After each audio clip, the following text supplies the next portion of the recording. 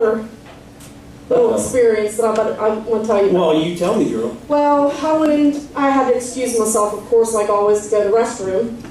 And I was in there, and I no longer sit down, and I heard somebody say, well, how are you doing? And I thought to myself, well, you know me, I'm not a rude person at all. Yeah. So I wanted to answer and not be rude. So I said, oh, I'm doing good. How about you? Next thing I know, I hear on the other side, listen, I have to call you back. Some idiot in the stall next to me keeps answering all my questions. Oh, well, you know me. I didn't want to look like a fool. So I said to him, I said, well, you got my number, don't you? And I'll talk to you later. That's right. I just left the stall. Hey, speaking about basketball, I got a story I got to tell you. Oh, my God. It happened to me at the football game a couple weeks ago. You know, my husband, he was so sweet to me, he took me to a football game.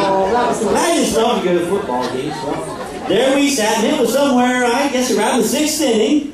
I had to go to the bathroom. I mean, I really had to go. So there he is. He walked me down to the bathroom. I get down there, and there it is. There's a line clear out the door. You know how it always is. I really had to go. But I just stood there politely and smiled, you know. And I tell you what, when I got up there, and it was my turn to go, that woman coming out, I shoved her aside and I got in there. I really had to go, man. And you know those stalls are pretty small for us full-figured girls, you know. But I get in there and I get myself situated and I go get one of those seat protectors and daggone dispenser's empty. And I look down at the toilet seat, of course it's all wet like normal. So I knew right away I was going to have to assume the states. My legs just aren't like they used to be. I'm going to start quivering real quick, I know. So I had to do something with my pocketbook, and the floor's all wet. I went to hang it up on the hook, and the hook's gone. Now what am I going to do? So all I could do was hang my pocketbook on my neck like this. And it was hanging there, and my pocketbook weighs about 30 pounds. I know yours do too. I know yours do too. 30 pounds around my neck, and I'm getting down there, do the stance. My pocketbook's heavy already. But one thing it did do, it made it easier to get my panties down.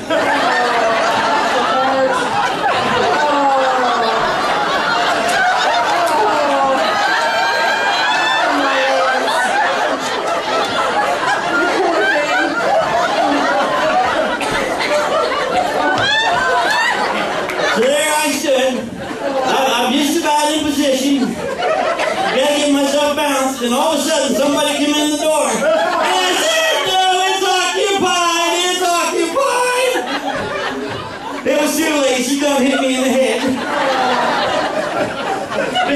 But worse than that, he got my pocketbook swinging back and forth.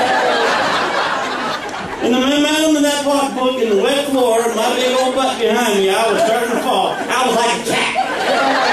I was hanging on for dear life. Oh, by golly, I fell. My butt went plump right down on that old toilet. It was wet and it was disgusting. I figured, oh, what the heck, I'm here now.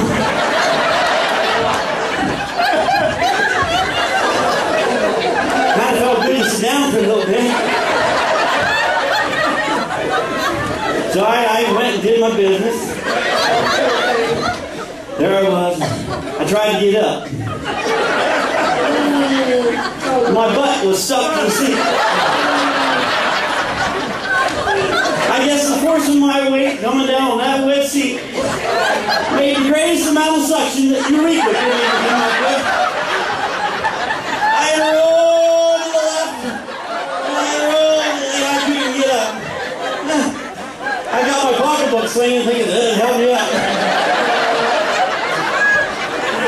I can feel my butt cheeks stretching back there. It wouldn't come up. I thought, oh Lord, what am I going to do? I thought somehow if I could break the seal between my flesh and the seat. So I took my 2 fingers, and I raised them in behind me, got them in between my butt cheek and the porcelain, and I got them in there far enough that it let loose. But it sounded like a bull moose in a freight truck.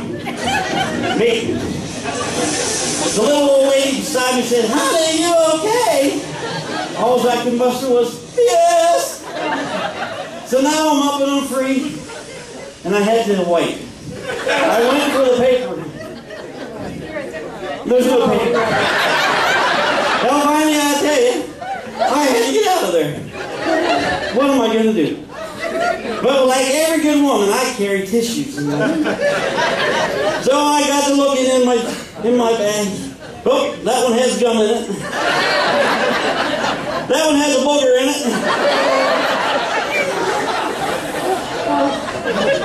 Oh, there's one. I knew this wasn't going to work. So, well, finally, I just knew I was going to have to stand there and drip dry.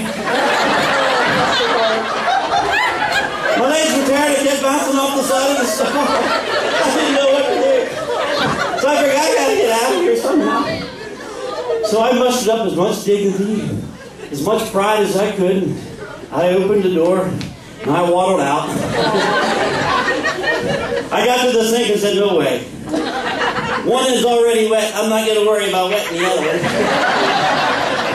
And I knew the exit was that way, so I just followed the shoes. And